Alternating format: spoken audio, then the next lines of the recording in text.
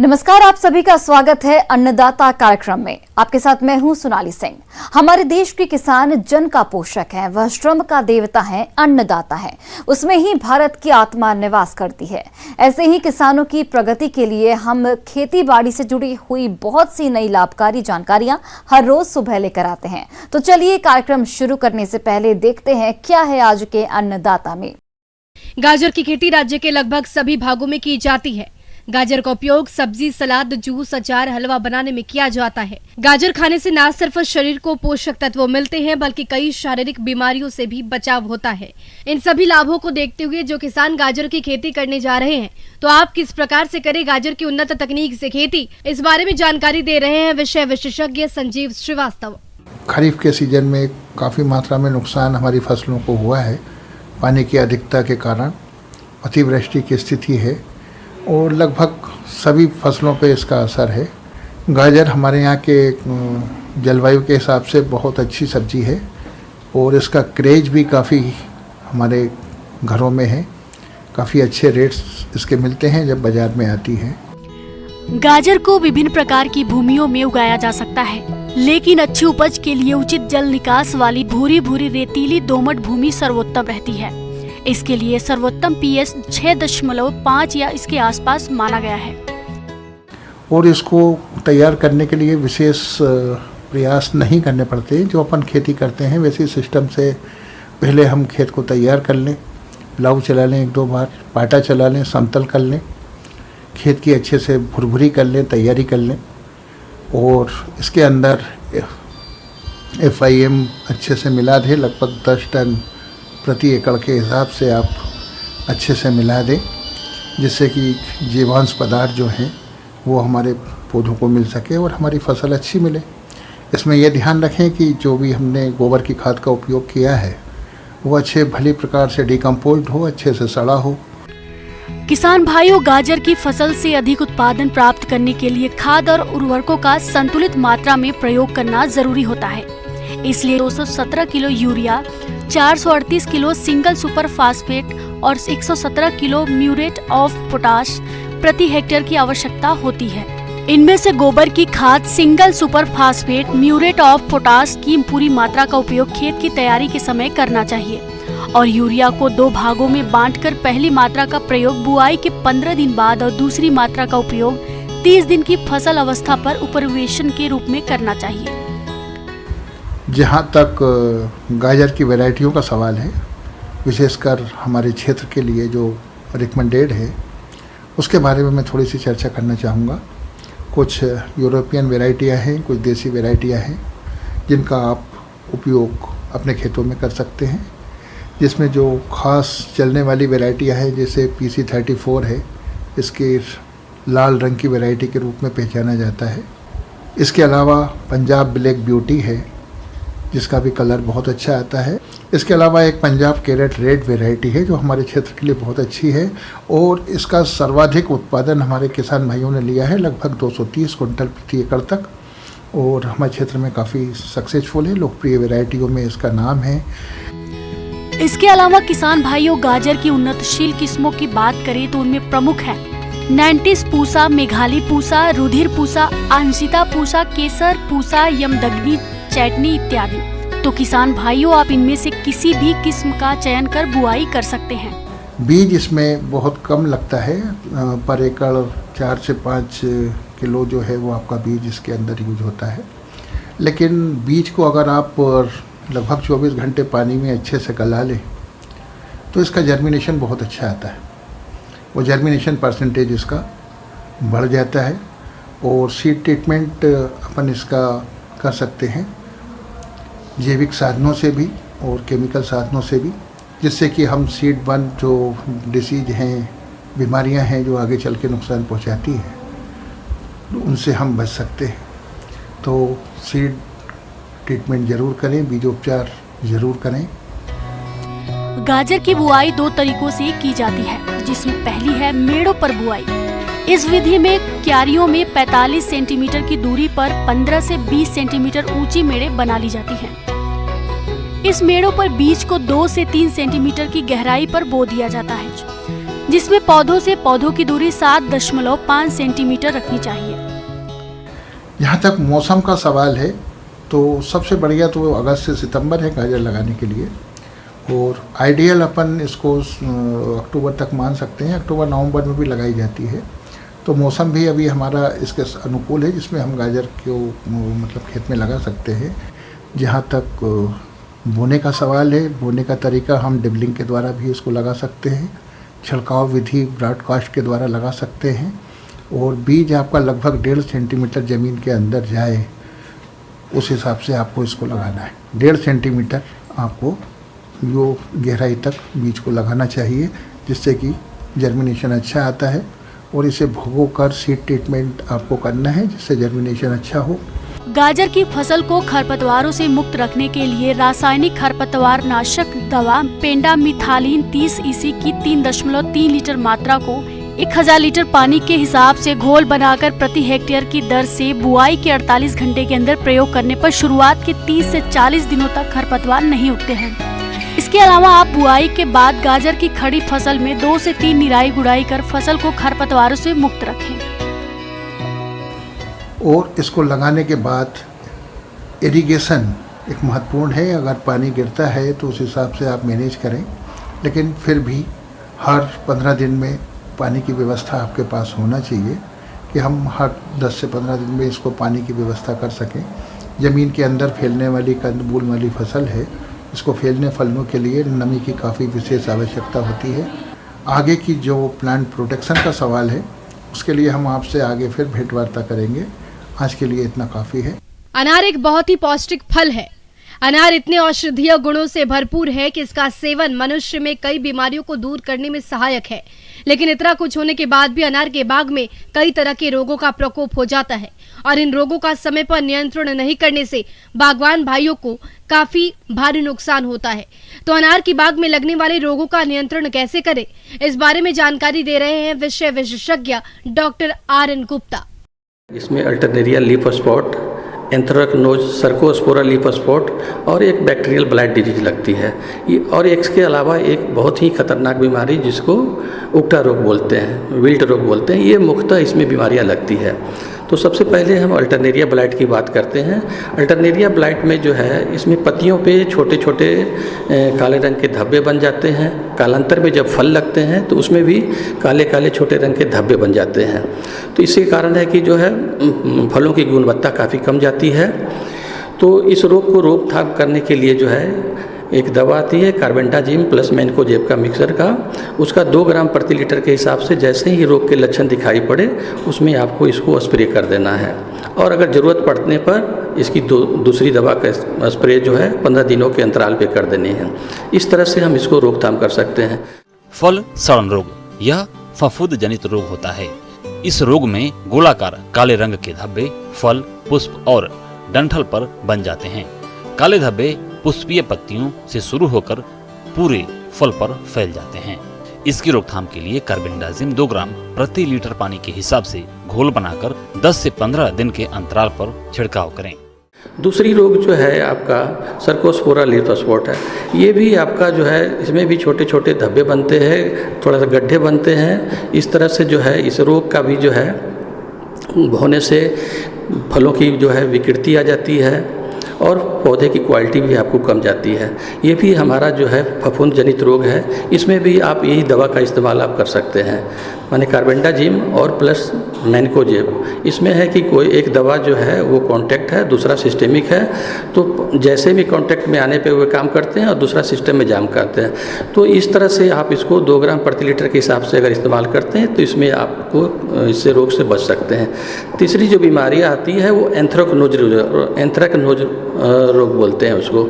इसमें क्या होता है कि इसमें बैगनी रंग के छोटे छोटे काले धब्बे बन जाते हैं और फलों पर भी छोटे छोटे गड्ढे बनते हैं और इसमें बैगनी रंग के धब्बे बनते हैं और उसके किनारे किनारे पीले जैसे येलो हेलोक जैसा स्ट्रक्चर बन जाता है, जिसके कारण भी जो है फलों की क्वालिटी कम जाती है और इसकी गुणवत्ता काफ़ी कम जाती है। इस रोग को भी रोकथाम करने के लिए आपको कार्बेंडाजिम प्लस मैनकोजेब की दवा का ही जो है इस्तेमाल करना है। जितने भी फफूंद जनित रोग हैं सारे में ये दवा काफ़ी इफ़ेक्टिव है। इसकी 2 ग्राम प्रति किलो बीज के हिसाब से आपको इसको उपचार कर देना है। अनार में फलों का फटना एक गंभीर समस्या है।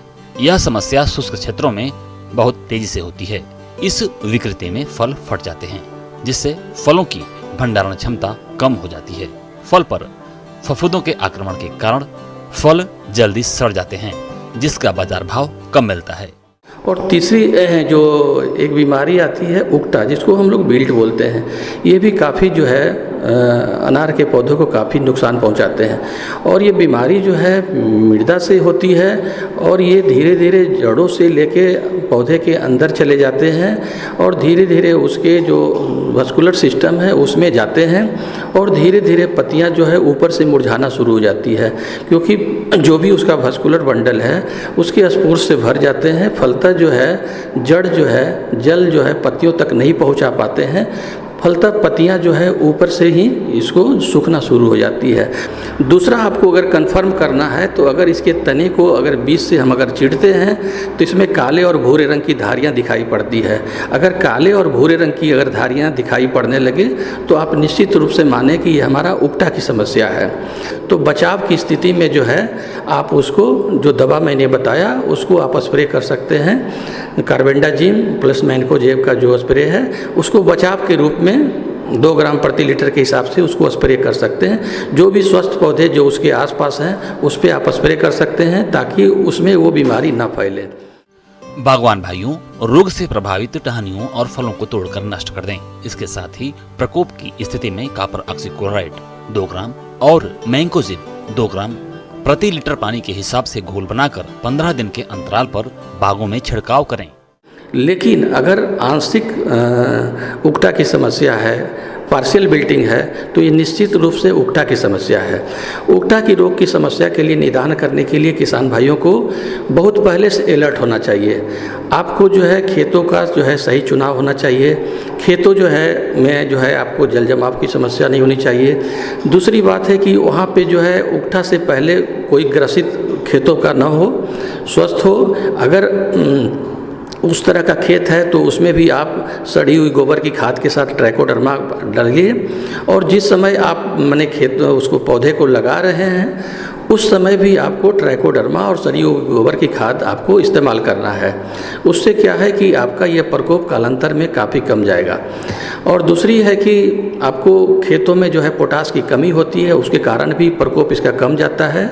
तो आपको खेतों में पोटास करीब 25 किलो प्रति हेक्टेयर के हिसाब से आपको उसमें डालना है ताकि ये रोग रोधी क्षमता उसमें विकसित हो सके। मौसम विभाग के रिपोर्ट पर साप्ताहिक कृषि सलाह इस प्रकार है। ग्रामीण कृषि मौसम 26, पूसा सरसों 28, पूसा अगरणी, पूसा तारक, पूसा माहक आदि के 2 मिलीलीटर मात्रा प्रति लीटर पानी की दर से रोगों की धूप और प्रातःकालीन शीत को ध्यान में रखते हुए किसान भाई पशुओं के बच्चों को इससे बचाएं, अन्यथा इन्हें निमोनिया हो सकता है।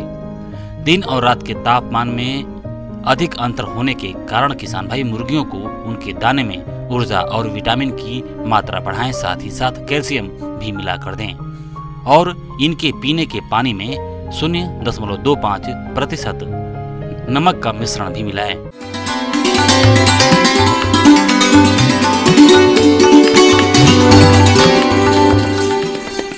आइए जानते हैं अन्नदाता निःशुल्क फोन के माध्यम से पूछे गए समस्याओं का समाधान। आज की अन्नदाता हेल्पलाइन में हमने जिस प्रश्न को शामिल किया है उसे पूछा है ग्राम रिकाबपुर, जिला उमरिया के सुखवीर जाट ने। आपने दुधारू पशुओं में अंतः और बाह्य परजीवियों की रोकथाम के बारे में जानकारी चाहिए है, तो इसके लिए देखिए कार्यक्रम का यह अंश। पशुओं के अंदरूनी और बाहरी परजीवियों के बारे में जानकारी दे रहा हूँ। गाय हो, भैंस हो, बकरी हो, भेड़ हो, सभी में ये अंतः और बाह्य परजीवी इनके खून का शोषण करते हैं, पशुओं को बहुत कमज़ोर करते हैं। इनके खून के शोषण करने से जानवर बहुत कमज़ोर हो जाता है। पशुपालक भाइयों, पशुओं में कई तरह के बाहर और आंतरिक परजीवियों का प्रकोप होता रहता है जो पशु का खून चूसकर इन्हें कमजोर कर देते हैं और ये परजीवी पशुओं में कई प्रकार के रोगों को फैलाने में भी सहायक होते हैं। पशु की अच्छी खिलाई पिलाई के बावजूद भी पशु कमजोर होता चला जाता है और पशुपालकों को समझ नहीं आता कि ये पशु अच्छी खिलाई पिलाई के बाद भी इतने कमजोर क्यों हो रहे हैं और पशुओं का स्वास्थ्य गिरने के साथ साथ दूध उत्पादन भी गिर जाता है। बाहर जूं, चिचड़ी, किल्ली, तिल्ली ये होते हैं, ये बाहर से खून चूसते रहते हैं और अंदर फीताकृमि, जो एस्केरिस वगैरह, ये जितने भी एंडोपैरासाइट्स होते हैं वो जानवरों के आंतों में खून चूसते रहते हैं।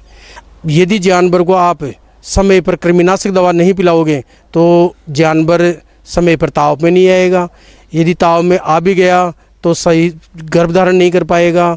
यदि गर्भधारण भी कर लेता है तो जानवर ब्याने के बाद में सही तरीके से दूध नहीं दे पाएगा, क्योंकि जानवर के यदि अंदर और बाहर परजीवी हैं तो वो उसका शोषण करते रहते हैं। इसलिए जितना हो सके समय पर बाहर के लिए उन पे दवाई छिड़कने का काम ज़रूर करना चाहिए। हर तीसरे महीने जानवर को साफ सफाई से रखना चाहिए, जिससे इसके जो बाहरी परजीवी नहीं लगे। पशुपालक भाइयों, आजकल बाहरी परजीवी के लिए साबुन आने लग गया, तो उस साबुन से आप जानवर को अच्छी तरह नहला के और 15-20 मिनट बाद में उसको पानी से साफ कर दो, जिससे बाहरी जो परजीवी होते हैं वो सारे ख़त्म हो जाएंगे। कई बार जो मेंज होती है, खांच होती है, उससे भी जानवर कमज़ोर हो जाता है, तो वो भी उससे साफ़ हो जाएगी। जूं, चिचड़ी जितनी रहेगी वो साबुन से साफ़ हो जाएगी। पशु चिकित्सालय में साइफरमेथ्रिन के अलावा फ्लूमेथ्रिन दवाई और आती है एक, जिससे सिर्फ रीढ़ की हड्डी पर एक लाइन खींचनी रहती है, सीधी लाइन, जिससे सारे बाहर के परजीवी उससे ख़त्म हो जाते हैं। और जब भी ये बाहरी दवाई लगाएं, साइफरमेथ्रिन या फ्लूमेथ्रिन कोई भी, तो जब सूर्य की रोशनी हो उसमें नहीं लगाना चाहिए। जब शाम के टाइम सूर्य अस्त हो जाए उसके बाद में लगाना चाहिए। कई बार क्या होता है कि इससे साइड इफ़ेक्ट भी हो जाते हैं। बाहर के लिए अलग से दवाई लगानी चाहिए, पेट के पिलाने के लिए अलग से दवाई आती है। बाहर यदि जानवर के जूं, चिचड़ी की किल्ली वगैरह हो रही है तो उसके लिए आजकल पशु चिकित्सालय के अंदर निःशुल्क दवाइयाँ मिलती है, उसमें आप लाओ और जानवर के पानी में घोल के 1 लीटर पानी में 1 ml दवाई डाल के साइफरमेथ्रिन, फ्लूमेथ्रिन, तो उससे उसको नहलाओ जानवर को, जिससे बाहर के जितने भी बाह्य परजीवी हैं वो सब खत्म हो जाएंगे। पशुपालक भाइयों, इन दवाओं का घोल बनाकर पशु के शरीर पर अच्छी तरह से लगाएं, लेकिन इनका प्रयोग करते समय कुछ सावधानी रखें। जैसे दवाई लगाने के समय पशु का मुंह पर छींका लगा दें, जिससे वो अपने शरीर को चाट ना सके। पशु को किसी भी तरह का नुकसान नहीं हो। रही बरसात के पानी या और कोई मौसम हो जिसके अंदर जानवर तालाब का पानी ये पीते हैं, तो उसमें भी इनके अंतर परजीवी चले जाते हैं, तो उस टाइम भी समय समय पर इनको कृमिनाशक दवा ज़रूर पिलाते रहना चाहिए। गाय और भैंस में यदि ग्याबन हो जाती है तो ग्याबन के लिए फेनबेंडाजोल टैबलेट आती है, और जो जानवर ग्याबन नहीं होता है उनको एल्बेंडाजोल दवाई दी जाती है। जानवर को कृमिनाशक दवा पिलाने के साथ साथ में मिनरल्स की पूर्ति के लिए इनको मिनरल्स भी देते रहना चाहिए, जिससे जानवर कमज़ोर नहीं होगा। पशुपालक भाइयों, पशुओं को हर तीसरे महीने के अंतराल पे कृमिनाशक दवा ज़रूर पिलानी चाहिए। इसके अलावा यदि कोई इंजेक्शन लगवाना चाहे तो आयुर्मेक्टिन के नाम से एक इंजेक्शन भी आता है, जिससे जितने भी बाहरी परजीवी हैं, अंदरूनी परजीवी, वो सब खत्म हो जाते हैं। यदि आप इन दवाओं से पशुओं के बाहरी और आंतरिक परजीवियों का नियंत्रण कर लेते हैं तो पशुओं का स्वास्थ्य तो अच्छा रहेगा ही, साथ ही दूध उत्पादन कम होने से भी बचा जा सकता है और अधिक आय कमाई जा सकती है। तो पशुपालक भाइयों, हर तीसरे महीने बाहरी परजीवी और अंतर परजीवी दोनों का उपचार। एक नजर डालते हैं राज्य के कुछ मंडियों के प्रमुख फसलों के बाजार भाव पर।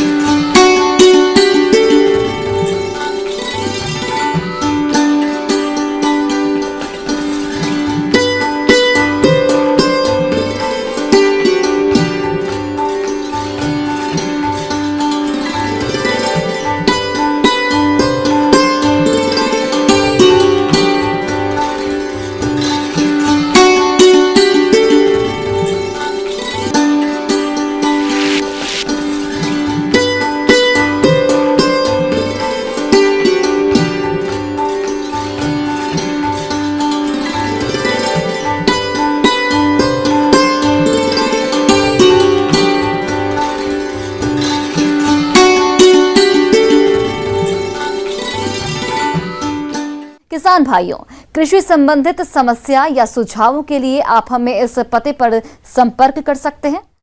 प्रोड्यूसर अन्नदाता news 18 Madhya Pradesh Chhattisgarh, Ramoji film city Hyderabad 501512। साथ ही आप हमें ईमेल भी कर सकते हैं। हमारा ईमेल आईडी है p18annadatamp@news18.com। इसके अतिरिक्त आप हमें निःशुल्क हेल्पलाइन नंबर 18008892 पर सोमवार से शनिवार सुबह 10 से शाम 4 बजे के बीच संपर्क कर सकते हैं। अब समय हो रहा है आपसे विदा लेने का। कल फिर से आपसे मुलाकात होगी कृषि से जुड़ी महत्वपूर्ण जानकारियों के साथ। नमस्कार।